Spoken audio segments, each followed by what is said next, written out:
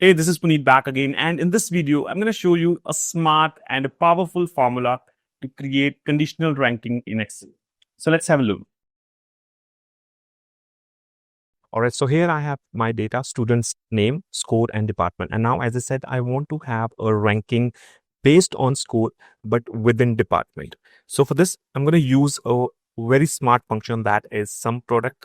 And this formula, the formula that I'm going to write is really, really powerful. So what I'm going to do is I'm going to enter the SUMPRODUCT here. And in the SUMPRODUCT, in the first array, I'm going to write a condition. So I'll start one more bracket here, and then I'll select the first student's department and compare it with the entire column of department. So all students department, and I will close this bracket. So this condition will give me true and false based on if department is same or not. Let me just press F9 and show you. Here I have this entire array of true and false. That means here true means the department is same, and false means that department is not same, is different. Now to convert this true and false into 1 and 0, I'm going to use double minus sign. All right. And now I'm going to write one more condition. I'm going to select the score of first student, and then I'm going to compare it with the entire score column, every student's score.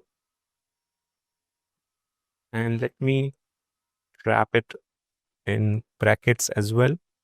And again, I'm going to use double minus sign so that I can convert this entire array of results that is true and false into 1 and 0. Now my formula is complete, and I'm going to hit enter to see what I'm going to get.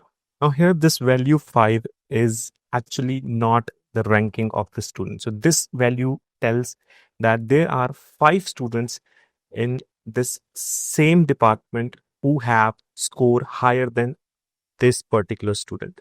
So to get the actual ranking, I need to add 1 into this formula. So now this is the actual ranking of this student Tameka within the accounting department. Before I drag this formula down, let me just freeze these references to the range. I'm going to press F4 and again for this range as well.